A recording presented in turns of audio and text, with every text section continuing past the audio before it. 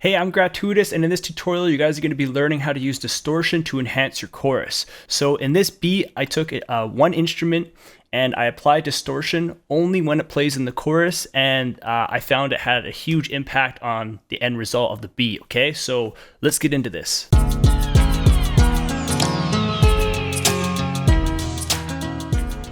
So for those of you who are not yet aware, from time to time I release free beat tapes, and I call them Free Beats by GratuiTous, and I've recently released volume 6.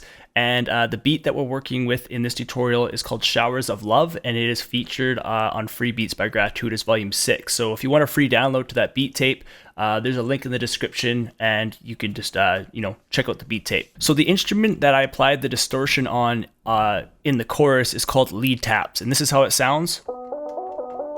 Okay, and then this is it with the distortion.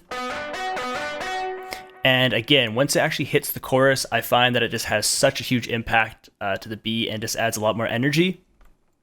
So we'll listen to the actual sound from here, and we'll listen to it just by itself.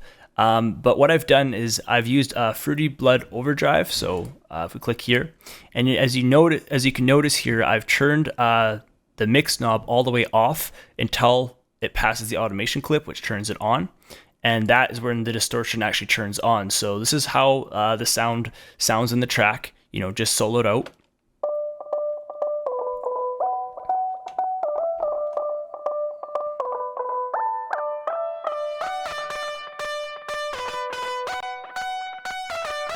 And I've also added some stereo imaging too, just to kind of give it a bit more wideness once it actually hits the chorus, okay? So we'll listen to that in the context of the whole beat now.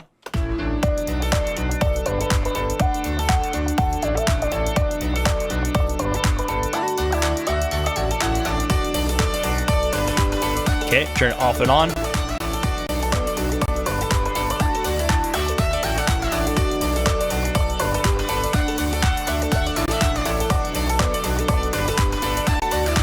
Okay, so as you can hear, it just really adds a totally different sound to that instrument. So as I was making this beat, every once in a while I add just a little bit of distortion onto certain sounds, because distortion adds fullness. If you're not yet aware to that in audio production, distortion is used very often, and it's actually an amazingly powerful trick. Whether you use it in large amounts or just in the really subtle amounts, it will help your productions to sound fuller because it adds frequencies which weren't originally there. So I was just applying distortion onto this sound, just to add fullness to it, but then I kind of pushed it too far, and then it kind of sounded almost like, like an electric guitar or something. And then I was like, oh, I really like that. But then once it was playing not in the chorus, I found it was way too extreme. So that is why I have blended in the Fruity Blood Overdrive. I turned it into the chorus, and then I didn't actually apply any distortion when it was playing over here. And I've even actually filtered it out a little bit. So here is an EQ. So as the song progresses until here, the low pass filter will allow more high frequencies to come through. So as you can see, band 7 there, right? So it kind of increases. So the reason why I did that is just so it kind of pushed the pluck into the background. And then once it came closer to the chorus, it helped build that tension and energy. And then I also overlapped the automation clip just so that that distortion would start coming in just a little bit before the chorus too. Okay, so how I did this was, let us open up a new Fruity Blood Overdrive. And let's see, do I have just a default? Reset. Okay, so I'm going to turn this off. Okay, so how Fruity Blood Overdrive works, it's a really simple plugin. I really like it, and I've been using it a lot lately. Is you have your preamp section. So right now if I play the sound. Okay, turn off the distortion. Okay, and I have found that Fruity Blood Overdrive does actually kind of add some distortion, even though all the settings are off. Okay, so how it works is you have your preamp section. This is what is actually going to distort your sound. So if we turn it up full, okay, and I usually turn the post gain down just to match it, because when I turn it off and on, you kind of want them to be the same volume. Now it's going to be really hard to kind of match them the same volume because distortion is adding frequencies that weren't originally there. So it'll have a way more high-end content, and it's going to be hard to match them volume-wise, but because like the distorted sound will always kind of sound louder. But I usually do that just to kind of compare them so that, you know, what am I doing to the sound and stuff like that. Also, once we turn the effect on, I don't want it to be super loud, so we can turn that, you know, we can adjust our volume here once the distortion comes on too. Okay, so the preamp is that what actually distorts it. The post gain is what controls your volume. The filter will filter out some high end. I think the color will just do some kind of like distortion, you know, kind of like to color your distortion, give it a bit of a different sound, I believe. And then the pre-band, I'm honestly not sure. The times 100, this will just make your settings way more extreme than what you've done. So if you go times 100, you only need to adjust this a little bit.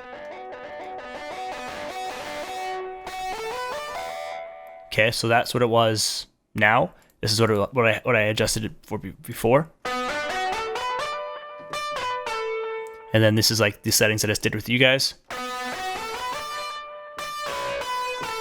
So once you you know, dial in the settings that you want. So this is my chorus right here. Okay, this section right here. So I'll highlight all that. Now, as you can see here, I didn't highlight just the chorus. I actually highlighted a little bit before, just so that I could add the distortion in just a little bit before the chorus and just kind of ramp up the chorus before the chorus actually hits. So you hold on Control and just highlight the area that you want to create the automation clip in. So I'm gonna hit Enter again. And what I did here was I turned the mix knob down, so which means that the effect does not exist. But if I turn it full, it exists.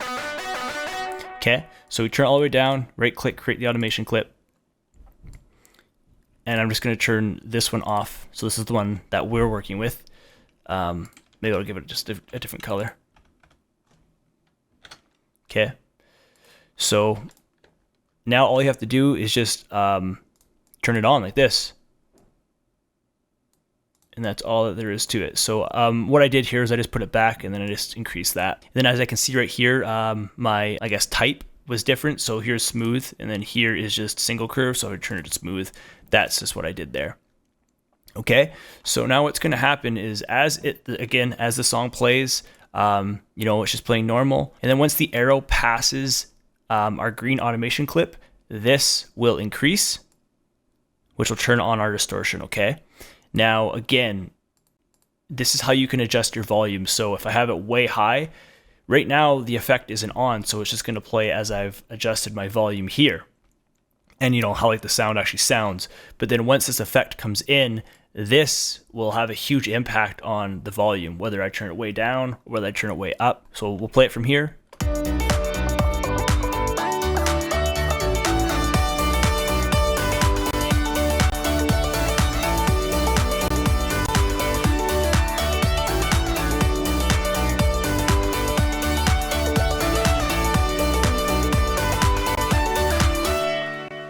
Okay, so again, this song is called Showers of Love, and I just applied distortion onto a single instrument only at the chorus, and I felt like, you know, it kind of added way more energy to the track. So again, if you guys want a free download to my beat tape, Free Beats by GratuiTous Volume 6, just check the link in the description.